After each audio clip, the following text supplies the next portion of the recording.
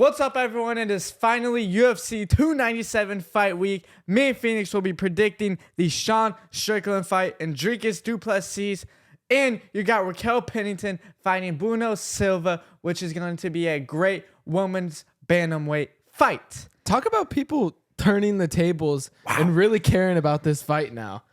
From what had happened at UFC 296 in December when Dricus Du Plessis and Sean Strickland got their first fight on in the crowd outside of the octagon. Nonetheless, this is going to be a great fight. I'm just happy we got some pay-per-view events. What a way to kick off this year in Toronto, Canada. Me and Priest went to Vancouver last June.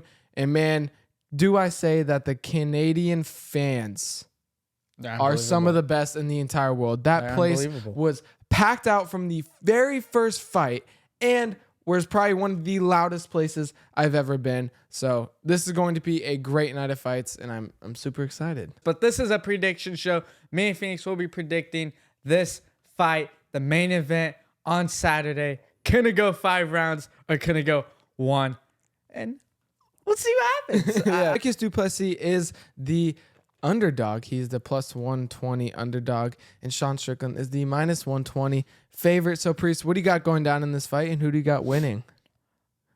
What makes Dricus Du Plessis good is he's orthodox. He has the ability to frustrate you and make him fight his fight. And we all know Dricus will come out in the first and second round hard, heavy, ready to push the pace, ready to shoot for takedowns, ready just to maul you. And if Sean Strickland can get out of that after the second round, it's going to be a field day for Sean Strickland. What makes Sean Strickland so good is his ability to get in the flow state. Whenever he's in the flow state, like what he did to Israel Adesanya back at UFC 293, that is the best 185-pound fighter in the world. Philly show in 4-ounce gloves. To an average MMA fan, they don't think it's that hard, but it's like a fighter. It's insane. Insane. And he's the best boxer, too. He trains with boxers. But in this fight, kind of like how I was saying, Sean Strickland's going to frustrate Dricus, and I expect a quick finish in round 3. Call it.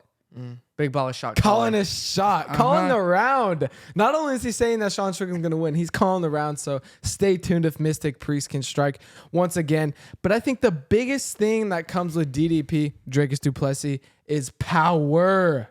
Power. This dude is a bull.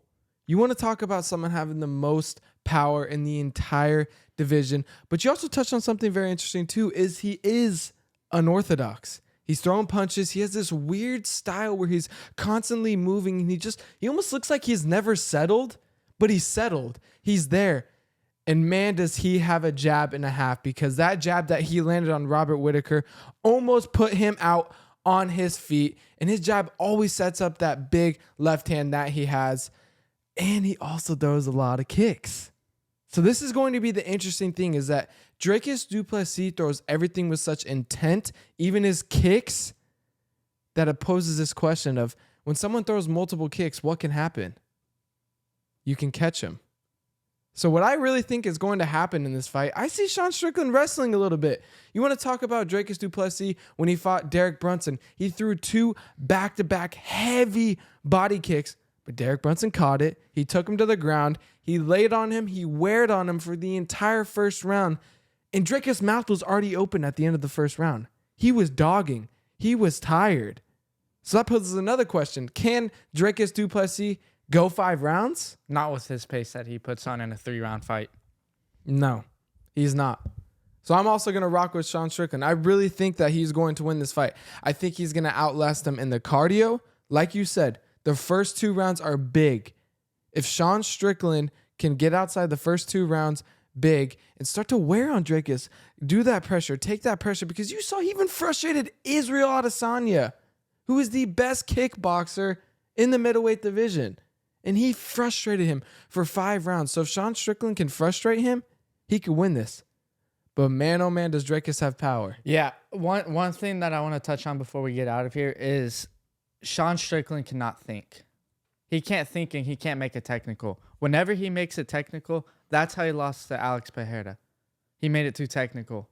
Whenever he is free and flowing, like how I touched on earlier, he is the best 185-pounder in the world, and I'm going to stand by that statement. The Sean Strickland, hopefully all the MMA fans and media see it on the having Sean Strickland with a bottle of Hennessy and the cigar and the do-rag.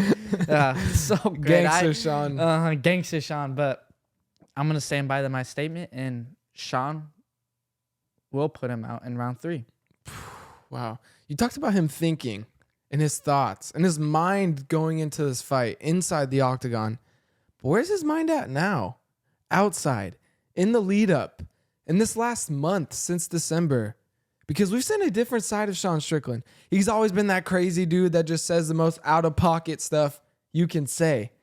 But someone who's emotional on Theo Von's podcast and is crying and reliving some of those burn moments that he's went through that DDP has brought out.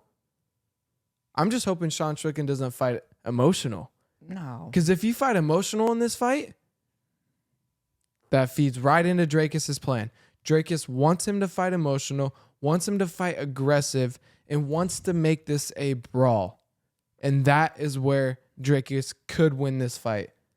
So out of all the questions I've asked tonight, whether it be the leg kicks, the cardio, the biggest thing is where's Sean Strickland's head at?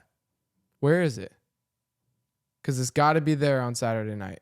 And it's got to leave everything else outside of the window. And I'm going to end it on that. Okay. Okay. Well, that is going to do it for the UFC 297 prediction show. Let us know who you are rocking with this Saturday, and let us know in the comments too. And we'll see you for the recap.